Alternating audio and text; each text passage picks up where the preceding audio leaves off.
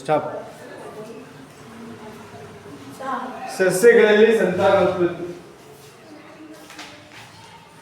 ಸಸ್ಯಗಳಲ್ಲಿ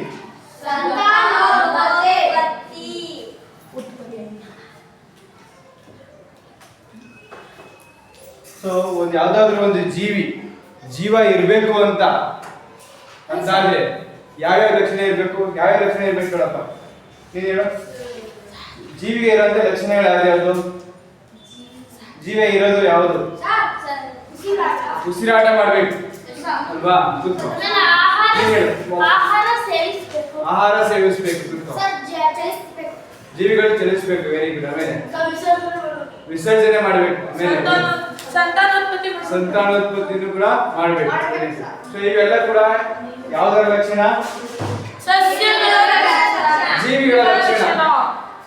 ಜೀವಿಗಳ ಲಕ್ಷಣ. ಜೀವಿಗಳು ಅಂದ್ರೆ ಜೀವ ಇರುವಂತವು.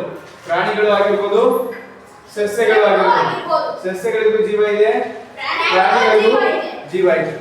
ಸೊ ಅವಕ್ಕೆ ಜೀವ ಇದೆ ಅಂತ ನಮ್ಗೆ ಗೊತ್ತಾಗ್ಬೇಕು ಅಂದ್ರೆ ಅವು ಉಸಿರಾಟ ಮಾಡಬೇಕು, ಆಹಾರ ಸೇವನೆ ಮಾಡಬೇಕು, ಚಲಿಸಬೇಕು, ವಿಸರ್ಜನೆ ಮಾಡಬೇಕು, ಸಂತಾನೋತ್ಪತ್ತಿ ಮಾಡಬೇಕು.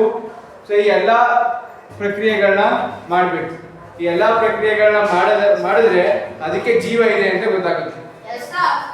ಸೊ ಅದರಲ್ಲಿ ಒಂದು ಲಕ್ಷಣ ಏನಪ್ಪಾ ಅಂದ್ರೆ ಸಂತಾನೋತ್ಪತ್ತಿ. ಪ್ರಾಣಿಗಳು ಕೂಡ ಸಂತಾನೋತ್ಪತ್ತಿಯನ್ನ ಮಾಡ್ತವೆ, ಸಸ್ಯಗಳು ಕೂಡ ಸಂತಾನೋತ್ಪತ್ತಿಯನ್ನ ಮಾಡ್ತವೆ. ಈಗ ಸಂತಾನೋತ್ಪತ್ತಿ ಅಂದ್ರೆ ಏನು ಹೇಳ್ತೀರಾ? ನೀನ್ ಹೇಳ, ಸಂತಾನೋತ್ಪತ್ತಿ ಅಂದ್ರೆ ಏನು? ಈಗ ಉಸಿರಾಟ ಅಂದ್ರೆ ಏನಂತ ಗೊತ್ತು ಅಲ್ವಾ? ಆಮ್ಲಜನಕನ ಒಳಗಡೆ ತಗೊಳ್ಳೋದು ಮತ್ತೆ ಹೊರ ಹಾಕೋದು. ಆ ಆಕ್ಸಿಜನ್ ನಮಗೆ ದೇಹಕ್ಕೆ ಬೇಕು, ಶಕ್ತಿ ಬಿಡುಗಡೆಗೆ, ಅದು ಉಸಿರಾಟ. ಆಹಾರ ಸೇವನೆ ಅಂದ್ರೆ ಗೊತ್ತು. ಆಹಾರ ನಮ್ಮ ದೇಹಕ್ಕೆ ಬೇಕು, ಪೋಷಕಾಂಶ ನಮ್ಮ ದೇಹಕ್ಕೆ ಬೇಕು, ಪೋಷಕಾಂಶದಿಂದ ನಮ್ಮ ದೇಹಕ್ಕೆ ಶಕ್ತಿ ಸಿಗುತ್ತೆ ಅಲ್ವಾ? ಶಕ್ತಿ ನಮ್ಮ ದೇಹಕ್ಕೆ ಬೇಕು, ಅದಕ್ಕೆ ಆಹಾರ ಸೇವಿಸ್ತೀವಿ ಗೊತ್ತು. ಅದೇ ತರ ಸಂತಾನೋತ್ಪತ್ತಿ ಅಂದ್ರೆ ಏನು? ಸಂತಾನೋತ್ಪತ್ತಿ ಏನಿಗೆ ಬೇಕು? ಕಾರ್ಯ ಹೇಳ್ತೀರಾ? ಚಂದ್ರರಾಜು.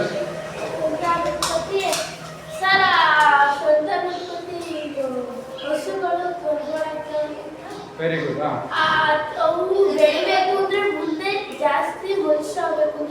Very good. ಈಗ ಸಂತಾನೋತ್ಪತ್ತಿ ಏನಿಗೆ ಬೇಕಪ್ಪ ಅಂದ್ರೆ, ಈಗ ಉದಾಹರಣೆಗೆ ಪ್ರಾಣಿ ಇದೆ, ಒಂದು ಈಗ ಹಸು ಇದೆ, ಅದು ಸಂತಾನೋತ್ಪತ್ತಿ ಮಾಡಿಲ್ಲ ಅಂದ್ರೆ ಅದು ಕರು ಹಾಕುತ್ತಾ? ಹಾಕಲ್ಲ, ಅದು ಅಲ್ಲಿಗೆ ಸ್ಟಾಪ್ ಆಗ್ಬಿಡುತ್ತೆ. ಸೊ ಮುಂದಕ್ಕೆ ನಮಗೆ ಹೆಚ್ಚಿಗೆ ಹಸುಗಳು ಬೇಕು, ಅದು ಮುಂದುವರಿಬೇಕು, ಆ ಒಂದು ಜನಾಂಗ ಮುಂದುವರಿಬೇಕು, ಆ ಒಂದು ಪ್ರಾಣಿ ಸಂತತಿ ಮುಂದುವರಿಬೇಕು ಅಂದ್ರೆ ಆ ಜೀವಿ ಯಾವ ಲಕ್ಷಣ ಹೊಂದಿರಬೇಕು? ಸಂತಾನೋತ್ಪತ್ತಿ ಹೊಂದಿರಬೇಕು. ಹಾಗಾಗಿ ಏನಾಗುತ್ತೆ? ಹಸು ಕರು ಹಾಕುತ್ತೆ, ಮತ್ತೆ ಆ ಕರು ಬೆಳೆದು ಹಾಲು ಕೊಡುತ್ತೆ, ಮತ್ತೆ ಅದು ಮತ್ತೆ ಸಂತಾನೋತ್ಪತ್ತಿಯನ್ನ ತಗೊಂಡು ನೆಕ್ಸ್ಟ್ ಇನ್ನೊಂದು ಮರಿ ಆಗುತ್ತೆ. ಸೊ ಆ ರೀತಿ ಹಸುಗಳ ಸಂತತಿ ಏನಾಗುತ್ತೆ? ಮುಂದುವರ್ಕೊ ಹೋಯ್ತಾ ಇರುತ್ತೆ. ಸಂತಾನೋತ್ಪತ್ತಿ ಸ್ಟಾಪ್ ಆಗ್ಬಿಟ್ರೆ ಮುಂದಕ್ಕೆ ಹಸುಗಳು ಮುಂದುವರ್ಕೊ ಹೋಗ್ತಾವಾ? ಸೊ ಒಂದು ಸಂತತಿ ಬೆಳಿಬೇಕು ಅಂದ್ರೆ, ಹೆಚ್ಚಿಗೆ ಆಗ್ಬೇಕು ಅಂದ್ರೆ ಸಂತಾನೋತ್ಪತ್ತಿ ಹಾಗಾದ್ರೆ ಸಂತಾನೋತ್ಪತ್ತಿ ಅಂದ್ರೆ ಏನು? ಯಾರು ಹೇಳ್ತೀರಾ? ಈಗ ಒಂದು ಹಸು ಇದೆ, ಹಸು ಎಂತಹ ಜೀವಿಗೆ ಜನ್ಮ ನೀಡುತ್ತೆ? ಮತ್ತೊಂದು ಹಸುವಿಗೆ ಜನ್ಮ ನೀಡುತ್ತೆ, ಹೌದಾನೆ? ಈಗ ಒಂದು ಮೇಕೆ ಇದೆ, ಮೇಕೆ ಯಾವ ಜೀವಿಗೆ ಜನ್ಮ ನೀಡುತ್ತೆ? ಮೇಕೆ ತರ ಇರೋ ಜೀವಿಗೆ ಜನ್ಮ ನೀಡುತ್ತೆ, ಹೌದಾನೆ? ಒಂದು ತೆಂಗಿನ ಮರ ಇದೆ, ತೆಂಗಿನ ಮರನ ಒಂದು ಕಾಯಿನ ನೆಟ್ರೆ ಏನಾಗುತ್ತೆ? ಇನ್ನೊಂದು ತೆಂಗಿನ ಮರ ಬೆಳೆಯುತ್ತೆ. ಒಂದು ಮಾವಿನ ಹಣ್ಣು ಇರುತ್ತೆ, ಮಾವಿನ ಮರ ಇರುತ್ತೆ, ಅದು ಕಾಯಿ ಬಿಡುತ್ತೆ, ಹಣ್ಣಾಗುತ್ತೆ.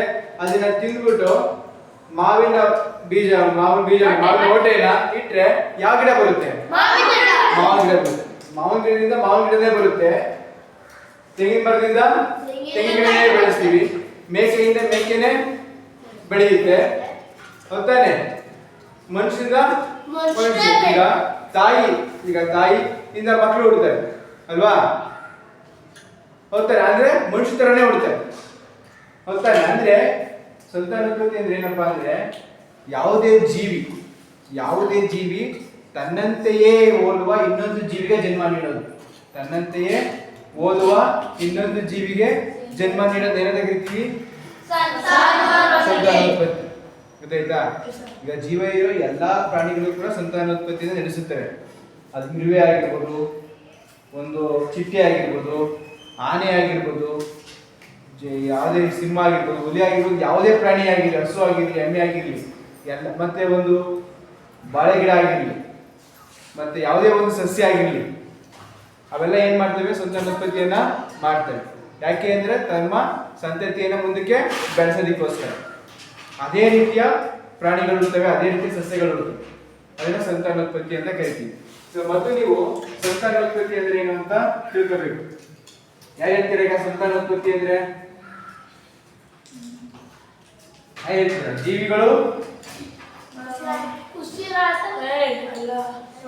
ಜೀವಿಗಳು ತಮ್ಮಂತೆ ಇರುವಂತಹ, ತಮ್ಮನ್ನೇ ಹೋಲುವ ಅಲ್ವಾ? ಮತ್ತೊಂದು ಜೀವಿಗೆ ಜನ್ಮ ನೀಡುವುದು ಸಂತಾನೋತ್ಪತ್ತಿ. ಮತ್ತೊಂದು ಜೀವಿಗೆ ಜನ್ಮ ನೀಡುವುದು ಸಂತಾನೋತ್ಪತ್ತಿ. ಜನ್ಮ ನೀಡುವುದನ್ನು ಸಂತಾನೋತ್ಪತ್ತಿ ಎಂದವರು. ನೀಡುವುದನ್ನು ಸಂತಾನೋತ್ಪತ್ತಿ ಅಲ್ವಾ? ಸೊ ಇದು ತಿಳ್ಕೋಬೇಕು. ಹೇಗೆ ನಾವು ಉಸಿರಾಟ ಮಾಡ್ತೀವಿ, ಹೇಗೆ ಆಹಾರ ಸೇವಿಸ್ತೀವಿ, ಮತ್ತೆ ಹೇಗೆ ನಾವು ಚಲಿಸ್ತೀವಿ, ಅದೊಂದು ಲಕ್ಷಣ ಜೀವಿಗೆ. ಸಂತಾನೋತ್ಪತ್ತಿ ಅನ್ನೋದು ಕೂಡ ಜೀವಿಗಳ ಒಂದು ಒಂದು ಲಕ್ಷಣ. ಅದು ಎಲ್ಲ ಜೀವಿಗಳು ತಮ್ಮ ಜೀವಿತಾವಧಿಯಲ್ಲಿ ಇದು ಕೂಡ ಒಂದು ಭಾಗ. ತಿಳ್ಕೋಬೇಕು. ಯಾವುದೇ ಜೀವಿ ತನ್ನಂತೆ ಇರುವಂತ ಇನ್ನೊಂದು ಜೀವಿಗೆ ಏನ್ ಮಾಡ್ತವೆ? ಜನ್ಮವನ್ನ ಕೊಡ್ತವೆ. ಅವು ಸಂತಾನೋತ್ಪತ್ತಿ ಅಂತ ಕರೀತೀವಿ. ಸೊ ಈಗ ಸಂತಾನೋತ್ಪತ್ತಿ ಅಂದ್ರೆ ಏನು ಅಂತ ಗೊತ್ತಾಯ್ತು. ಈಗ ಸಂತಾನೋತ್ಪತ್ತಿ ಯಾವ ಯಾವ ರೀತಿ ನಡೆಯುತ್ತೆ? ಸಸ್ಯಗಳಲ್ಲಿ ಹೇಗೆ ನಡೆಯುತ್ತೆ, ಪ್ರಾಣಿಗಳಲ್ಲಿ ಹೇಗೆ ನಡೆಯುತ್ತೆ? ಈಗ ಮೊದಲು ಸಂತಾನೋತ್ಪತ್ತಿ ಎರಡು ರೀತಿ ನಡೆಯುತ್ತೆ. ಎಷ್ಟು ನಡೆಯುತ್ತೆ? ಎರಡು ರೀತಿ ನಡೆಯುತ್ತೆ. ಮೊದಲನೇದು ಏನಪ್ಪಾ ಅಂದ್ರೆ ಲೈಂಗಿಕ ಸಂತಾನೋತ್ಪತ್ತಿ.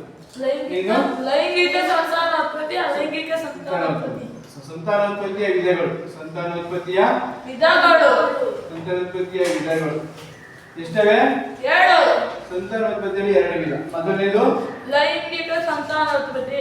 ಲೈಂಗಿಕ ಸಂತಾನೋತ್ಪತ್ತಿ ಅಂತ. ಎರಡನೇದು ಅಲೈಂಗಿಕ ಸಂತಾನೋತ್ಪತ್ತಿ. ಅಲೈಂಗಿಕ ಸಂತಾನೋತ್ಪತ್ತಿ. ಸೊ ಲೈಂಗಿಕ ಸಂತಾನೋತ್ಪತ್ತಿ ಅಂದ್ರೆ ಏನು, ಅಲೈಂಗಿಕ ಸಂತಾನೋತ್ಪತ್ತಿ ಅಂದ್ರೆ ಏನು ಅಂತ ತಿಳ್ಕೋಬೇಕು. ಆಯ್ತಾ? ಈಗ ಉದಾಹರಣೆಗೆ ಸಸ್ಯಗಳನ್ನ ನೋಡೋಣ. ಸಸ್ಯಗಳಲ್ಲಿ ಯಾವ ರೀತಿ ಲೈಂಗಿಕ ಸಂತಾನೋತ್ಪತ್ತಿ ಆಗುತ್ತೆ, ಯಾವ ರೀತಿ ಅಲೈಂಗಿಕ ಸಂತಾನೋತ್ಪತ್ತಿ ಆಗುತ್ತೆ. ಲೈಂಗಿಕ ಸಂತಾನೋತ್ಪತ್ತಿ ಅಂದ್ರೆ ಏನಪ್ಪಾ ಅಂದ್ರೆ, ಈಗ ಉದಾಹರಣೆಗೆ ಮಾವಿನ ಗಿಡ ನೆಡಬೇಕು. ಮಾವಿನ ಗಿಡ ನೆಡುವಾಗ ಮಾವಿನ ವಾಟೆ ಅಥವಾ ಬೀಜ ನೆಟ್ಟಿದ್ರೆ ಮರ ಬೆಳೆಯುತ್ತೋ, ಒಂದು ಕೊಂಬೆ ಕಟ್ಕೊಂಡು ಹಾಕಿದ್ರೆ ಮಾವಿನ ಗಿಡ ಬೆಳೆಯುತ್ತೆ. ಬೀಜದ ಸಹಾಯದಿಂದ ಅದು ಮಾವಿನ ಮರ ಬೆಳೆಯುತ್ತೆ. ಹೌದಾನೆ? ಅದೇ ರೀತಿ ಈಗ ರಾಗಿ ಬೆಳಿಬೇಕು ಅಂದ್ರೆ ರಾಗಿ ಬೀಜ ಅಂದ್ರೆ ರಾಗಿನ ಹಾಕ್ಬೇಕಾ, ಇಲ್ಲ ಅಂದ್ರೆ ರಾಗಿ ಬೆಳೆದಾದ್ಮೇಲೆ ಅದ್ರಲ್ಲಿ ಎಲೆನೋ ಅಥವಾ ಕಾಂಡನ ಕಟ್ ಮಾಡಿ ಹಾಕಿದ್ರೆ ಬೆಳೆಯುತ್ತಾ? ರಾಗಿ ಬೀಜ. ಹೌದಾನೆ? ಭತ್ತನೂ ಅಷ್ಟೇ. ಭತ್ತನ ಹಾಕಿದ್ರೆ ಭತ್ತದ ಪೈರು ಬೆಳೆಯುತ್ತೆ. ತೆಂಗಿನ ಮರ ಇದೆ, ತೆಂಗಿನಕಾಯಿ ಹಾಕಿದ್ರೆ ತೆಂಗಿನ ಗಿಡ ಬೆಳೆಯುತ್ತೆ. ಹೌದಾನೆ? ಸೊ ಈಗ ಈ ಎಲ್ಲಾ ಸಸಿಗಳಿಗೆ ನಾವೇನಾಗ್ತೋ ಬೀಜಗಳನ್ನ ಬೀಜ ಹಾಕಿದ್ರೆ ಸಸಿ ಬೆಳೆಯುತ್ತೆ. ಹೌದಾನೆ? ಸೊ ಬೀಜದ ಸಹಾಯದಿಂದ ಒಂದು ಸಸ್ಯ ಬೆಳೆದ್ರೆ ಅದು ಲೈಂಗಿಕ ಸಂತಾನೋತ್ಪತ್ತಿ. ಬೀಜದ ಸಹಾಯದಿಂದ ಒಂದು ಸಸ್ಯ ಬೆಳೆದ್ರೆ ಅದು ಲೈಂಗಿಕ ಸಂತಾನೋತ್ಪತ್ತಿ. ಆಯ್ತಾ? ಸೊ ಅದು ಬೀಜ ಹೇಗಾಗುತ್ತೆ, ಹಣ್ಣು ಹೇಗಾಗುತ್ತೆ, ಹಣ್ಣಾಗೋದಕ್ಕಿಂತ ಹಿಂದೆ ಕಾಯಿ ಆಯ್ತು, ಕಾಯಿಂದ ಹಿಂದೆ ಹೂವಾಗಿತ್ತು. ಆಯ್ತಾ? ಹೂವಾದಾಗ ಏನಾಯ್ತು ಅದನ್ನ ಆಮೇಲೆ ಹೇಳೋಣ. ಸೊ ಅಂದ್ರೆ ಲೈಂಗಿಕ ಸಂತಾನೋತ್ಪತ್ತಿ ಅಂದ್ರೆ ಏನಪ್ಪಾ ಅಂದ್ರೆ ಸಸ್ಯಗಳಲ್ಲಿ ಬೀಜದ ಸಹಾಯದಿಂದ, ಬೀಜದ ನೆರವಿನಿಂದ, ಬೀಜದಿಂದ ಅದು ಸಸ್ಯ ಆದ್ರೆ ಅದು ಎಂತ ಸಂತಾನೋತ್ಪತ್ತಿ? ಲೈಂಗಿಕ ಸಂತಾನೋತ್ಪತ್ತಿ. ಬೇರಿಂದ ಬೆಳೆಯುತ್ತೆ. Very good. ಅದೇನಪ್ಪ ಅಂದ್ರೆ ಅದು ಎಂತದು? ಅಲೈಂಗಿಕ ಸಂತಾನೋತ್ಪತ್ತಿ. ಈಗ ಗುಲಾಬಿ ಗಿಡ ಇದೆ, ಗುಲಾಬಿ ಗಿಡ ಬೆಳೆಸಬೇಕು ಅಂದ್ರೆ ನೀವು ಗುಲಾಬಿ ಬೀಜ ಹಾಕ್ತೀರಾ, ಗುಲಾಬಿ ಕಡ್ಡಿನ ನೆಡ್ತೀರಾ? ಗುಲಾಬಿ ಗಿಡ ಕಟ್ತೀವಿ. ದಾಸವಾಳ ಇದೆ. ದಾಸವಾಳ ಬೆಳೆಸ್ಬೇಕು ಅಂದ್ರೆ ದಾಸವಾಳದ ಕಡ್ಡಿನ ಕಟ್ ಮಾಡ್ಕೊಂಡು ಬೆಳೆಸ್ತೀರಾ, ಯಾಕೆ ದಾಸವಾಳದ ಬೀಜ ಬರುತ್ತಾ? ದಾಸವಾಳದ ಕಡ್ಡಿ ಬರುತ್ತೆ. ಅದೇ ರೀತಿ ಬಾಳೆ ಗಿಡ, ಬಾಳೆ ಗಿಡಕ್ಕೆ ಬೀಜ ಇದೆಯಾ, ಬಾಳೆ ಕಂದನ ನೆಡ್ತೀರಾ, ಬೇರು ನೆಡ್ತೀರಾ, ಬಾಳೆ ಕಂದು ಬೇರು ನೆಡ್ತೀರಾ ಅಲ್ವಾ? ಆಗ ಬಾಳೆ ಗಿಡ ಬೆಳೆಯುತ್ತೆ. ಅದೇ ನುಗ್ಗೆ ಮರ ಬೆಳೆಸ್ಬೇಕು ಅಂದ್ರೆ ನುಗ್ಗೆ ಬೀಜ ಹಾಕ್ತೀರಾ, ನುಗ್ಗೆದು ಒಂದು ಕೊಂಬೆನ ಕಟ್ ಮಾಡ್ಕೊಂಡು ನೆಡ್ತೀರಾ. ಅದು ನುಗ್ಗೆ ಬೀಜನೂ ಐತೆ, ಅದು ಬೇರೆ ತರ. ಈಗ ನಾರ್ಮಲ್ ಆಗಿ ಏನ್ ಮಾಡ್ತಾರೆ, ನುಗ್ಗೆ ಕಂಬನ, ಅದು ನುಗ್ಗೆ ಕಡ್ಡಿನ ಕಟ್ ಮಾಡ್ಕೊಂಡು ನೆಡ್ತಾರೆ, ಗೊತ್ತಾನೆ? ಅಂದ್ರೆ ಈಗ ಆಲದ ಮರ ನೆಡಬೇಕು. ಆಲದ ಮರ ಹೆಂಗ್ ನೆಡ್ತಾರೆ? ಕೊಂಬೆ ಕಟ್ ಮಾಡ್ಬಿಟ್ಟು ನೆಡ್ತಾರೆ, ಅದೇ ಆಲದ ಮರ ಆಗಿ ಬೆಳೆಯುತ್ತೆ, ಗೊತ್ತಾನೆ? ಅಂದ್ರೆ ಅವೆಲ್ಲ ಅಲೈಂಗಿಕ ಸಂತಾನೋತ್ಪತ್ತಿ. ಅಲೈಂಗಿಕ ಸಂತಾನೋತ್ಪತ್ತಿ ಅಂದ್ರೆ ಏನಪ್ಪಾ ಅಂದ್ರೆ ಸಸ್ಯದ ಭಾಗಗಳಿಂದ ಹೊಸ ಸಸ್ಯ ಉತ್ಪತ್ತಿ ಆಗಿದೆ. ಸಸ್ಯದ ಭಾಗಗಳಾಗ್ಯಾವುದು? ಬೇರಾಗಿರ್ಬೋದು, ಕಾಂಡ ಆಗಿರ್ಬೋದು, ಎಲೆ ಆಗಿರ್ಬೋದು. ಕಾಯಿ ಬೇಡ, ಕಾಯಿ ಬೇರೆ. ಅದು ಕಾಯಿ ಇರೋದು ಅದೇನಾಗುತ್ತೆ, ಹಣ್ಣಾಗುತ್ತೆ, ಹಣ್ಣಿಂದ ಬೀಜ ಆಗುತ್ತೆ, ಅದು ಲೈಂಗಿಕ ಸಂತಾನೋತ್ಪತ್ತಿ ಬರುತ್ತೆ. ಬೀಜದಿಂದ ಹೊಸ ಸಸ್ಯ ಬಂದ್ರೆ ಅದು ಲೈಂಗಿಕ ಸಂತಾನೋತ್ಪತ್ತಿ. ಅದು ಬೀಜದಿಂದ ಬಿಟ್ಟು ಬೇರು, ಕಾಂಡ, ಎಲೆ ಇವುದರಿಂದ ಹೊಸ ಸಸ್ಯ ಬಂದ್ರೆ ಅವೆಂತ ಸಂತಾನೋತ್ಪತ್ತಿ? ಅಲೈಂಗಿಕ ಸಂತಾನೋತ್ಪತ್ತಿ. ಉದಾಹರಣೆಗೆ ಬೇರಿಂದ ಬೆಳೆಯುವಂತ ಸಸ್ಯಗಳಾಗ್ಯಾವುದು? ಬಾಳೆ ಗಿಡ, ಈರುಳ್ಳಿ, ಬೆಳ್ಳುಳ್ಳಿ, ಗೆಣಸು, ಹೌದಾನೆ? ಅವೆಲ್ಲ ಬೇರಿಂದನೇ ಬೆಳೆಯೋದು, ಅವು ಅಲೈಂಗಿಕ ಸಂತಾನೋತ್ಪತ್ತಿ. ಮತ್ತೆ ಕಾಂಡದಿಂದ ಬೆಳೆಯುವಂತ ಸಸ್ಯಗಳಾಗ್ಯಾವುದು? ಗುಲಾಬಿ ಗಿಡ, ನುಗ್ಗೆ ಗಿಡ, ದಾಸವಾಳ ಗಿಡ, ಗೊತ್ತಾನೆ? ಮತ್ತೆ ಆಲದ ಮರ.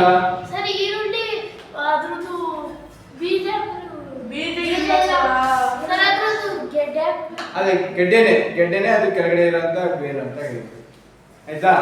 ಕಾಂಡದಿಂದ ಬೆಳೆಯುವಂಥದ್ದು ಅದು ಅಲೈಂಗಿಕ ಸಂತಾನೋತ್ಪತ್ತಿ. ಬೇರಿಂದ ಬೆಳೆಯುವಂಥದ್ದು ಅದು ಅಲೈಂಗಿಕ ಸಂತಾನೋತ್ಪತ್ತಿ. ಮತ್ತೆ ಎಲೆಯಿಂದ ಕೆಲವೊಂದು ಸಸ್ಯಗಳು ಬೆಳೀತವೆ. ಶೋ ಗಿಡಗಳು ಅಂದ್ರೆ ಮನೆ ಮುಂದೆ ಅಲಂಕಾರಕ್ಕೆ ಇಟ್ಟಿರ್ತಾರೆ ಅಂತ ಗಿಡಗಳಲ್ಲಿ ಎಲೆಗಳು ಬೆಳೀತವೆ. ಎಲೆಗಳಲ್ಲಿ ಒಂಥರ ಕಣ್ಣು, ಎಲೆ ಕಣ್ಣಲ್ಲಿ ತುದಿಲಿ ಸಣ್ಣ ಸಣ್ಣ ಎಲೆ ಬೆಳೀತವೆ. ಒಂದ್ ಎಲೆ ಬೆಳೆದಿರುತ್ತೆ, ಆ ಎಲೆ ತುದಿಲಿ ಇನ್ನೊಂದು ಎಲೆ ಬೆಳೆಯುತ್ತೆ. ಆ ಎಲೆ ತರ ಕೆಳಗಡೆ ಬಿದ್ರೆ ಅದೇ ತರ ಸಸ್ಯಗಳು ಬೆಳೀತವೆ.